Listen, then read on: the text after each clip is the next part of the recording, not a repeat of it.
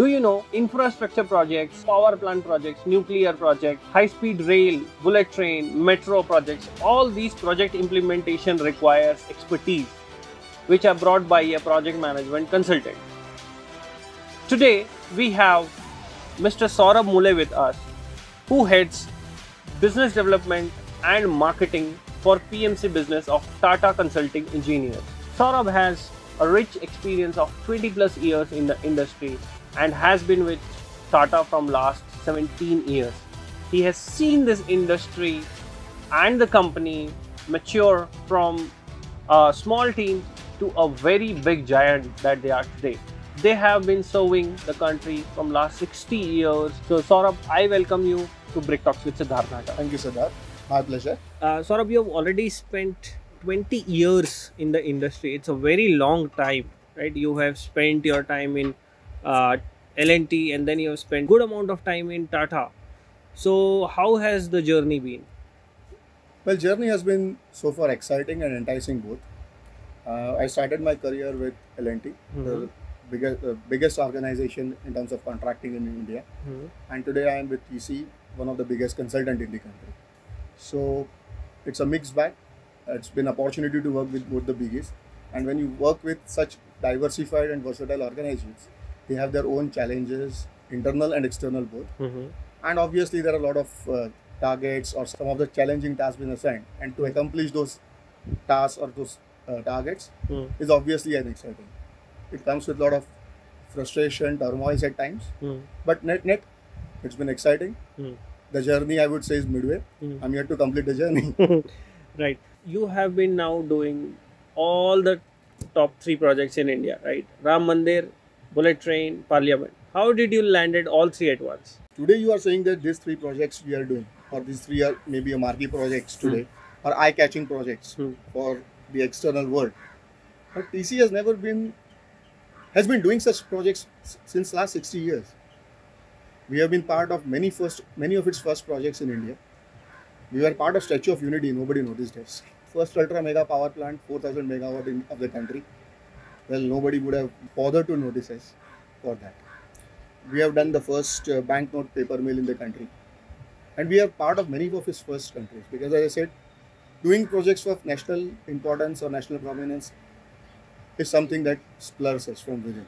Today, 80% of the nuclear projects in the country in private sector are done by TC. The sector which is confined or restricted to the outside world or the private players, we are doing 80% of that. So we have been part of it. Only thing is, these 2-3 projects are suddenly caught the attention. Media. Yes. And one of the reasons for that is COVID. Because all these projects that we got during COVID. In principle, the philosophy, the values that the projects that we want to do was already on our thought of, or our back of the mind. Or that was always our endeavor. India first. As India first, preferred partner to the client, first of its kind project, national importance projects. We always believed that we were always doing it. It only thing that it started getting noticed because of COVID or whatever reasons. Right. So it was to be in right time, doing right things at right place. So if you can tell me, what is the status of Bullet Train? Will it get ready by 25? See, the contract period for Bullet Train itself is for 8 years. 8 years, okay. So we started the project last year in 2021. So 2029 is the time till we will have to wait when the train starts moving. Okay. So final commissioning. In this, so it is going to take time. This is going to be the first bullet train, right? Yes. And then there will be n number of bullet trains across the country. How the technology transfer has it already happened, or is it under process, or are we further as well going to need our foreign counterparts as a partner? This project, which is the first one, is been funded by JICA, and the Japanese agency. Yeah. So obviously there has to, and we today don't have those technologies in the country. So Japan is providing us the technology and also the technology transfer mechanisms for this project. Next, government is already under DPR stages or under various stages of projects where they are planning to set up 12 new corridors for the bullet train.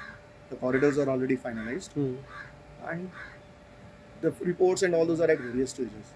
So today we don't know as a country or as an outsider who is going to fund those projects, how those projects will be executed and when the technology comes in. But we being doing the project on the Shinkansen technology of Japan, we believe that we will have a prime mover advantage bagging this project and going ahead. So keeping our fingers crossed. What about Ram Mandir? Will it get completed by? As of now, it is on the track.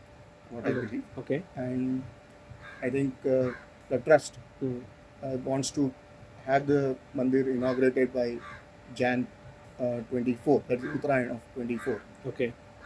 I believe by the time the sanctum, the main Garbhagruh of the temple will be ready, and it will be open for the devotees maybe from Ram Navami of 2024.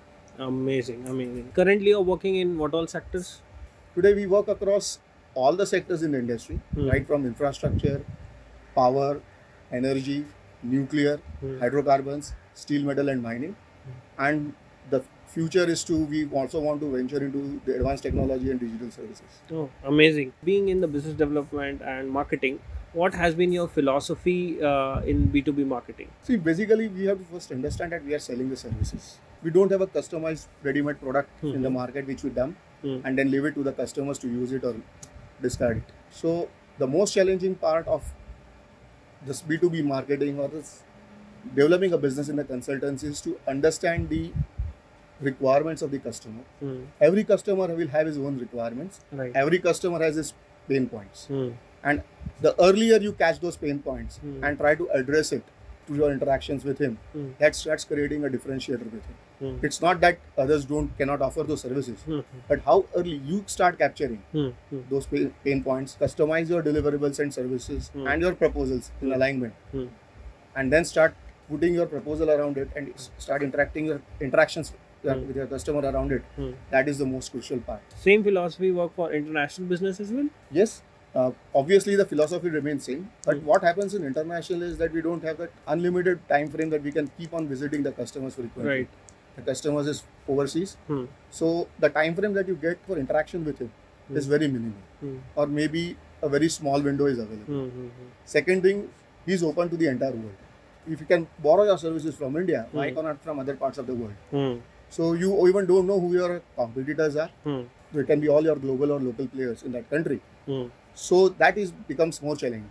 So the amount of deviation that you can put is very, very limited. It has to be straight ball between the stumps. Was there any instance, with some clients, maybe national, international, that sparked a cricket conversation? I just remember one incident when we were in Bangladesh, and we were talking to one of the clients, and we had a meeting with client's MD late in the evening. The time given for us was 7 p.m. Okay. So we believed that actually he didn't want to meet us, so he would have given such an odd time for us to meet. But anyway, we being there, we just preferred that let's go and meet him. And the guy had landed from over Canada or somewhere, and he first made us sit in his cabin for 1 hour or so. Okay. So he didn't even pay attention to us. And this was in India? It was in Bangladesh. Bangladesh. And then after some time, I saw a cabinet in his room, which had a cricket bat and cricket balls, and that bat was signed by some of the Indian players.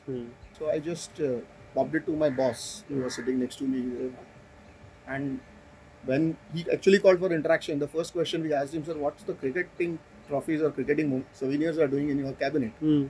And he says, I happen to be so-and-so of Bangladesh Cricket Board or something.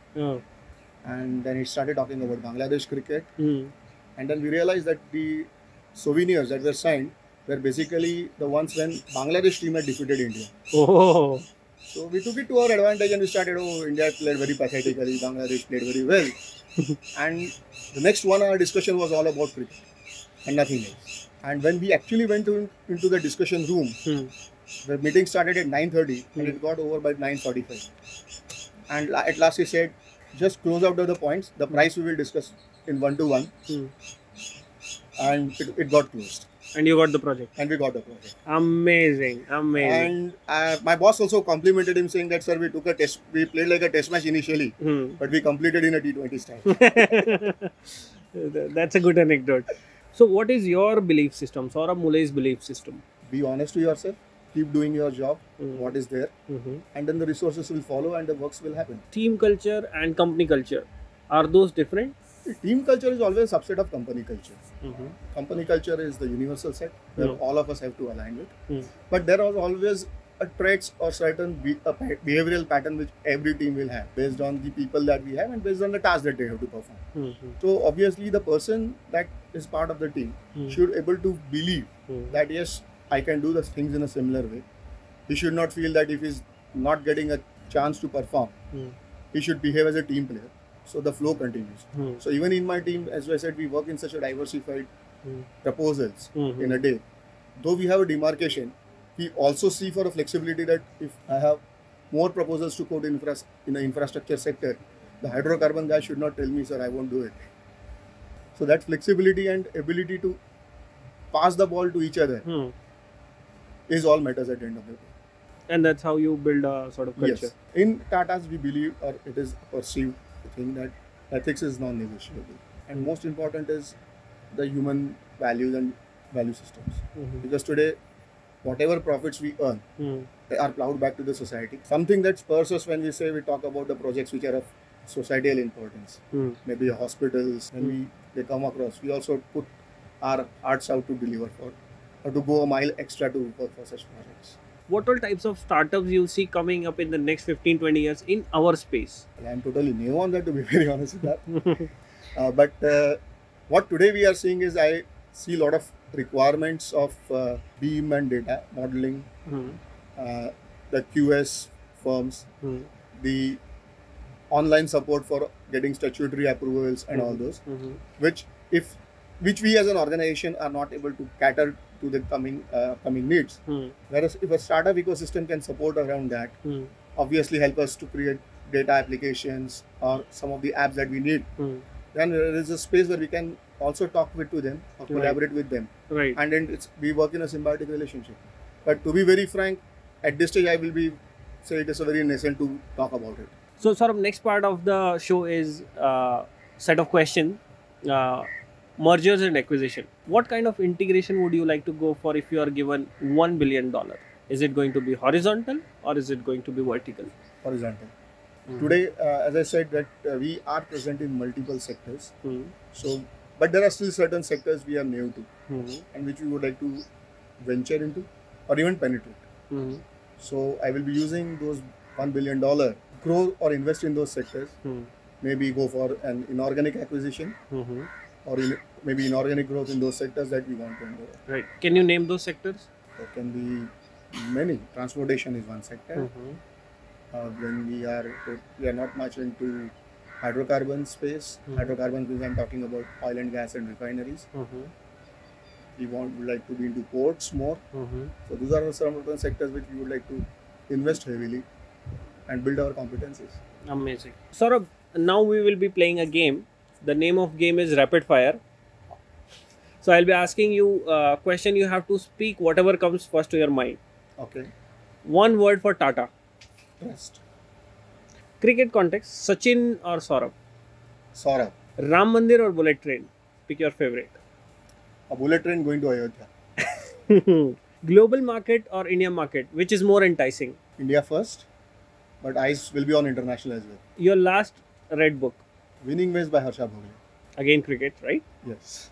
How are you at home? A family man. So this ends our rapid fire. So thank you so much, Saurabh, for joining in, and giving us a lot of insights about the PMC, about future, about Tata and the ways of Tata. Thank you so much for joining in. Thank you, Siddharth, and my pleasure to be part of the show. Thank you.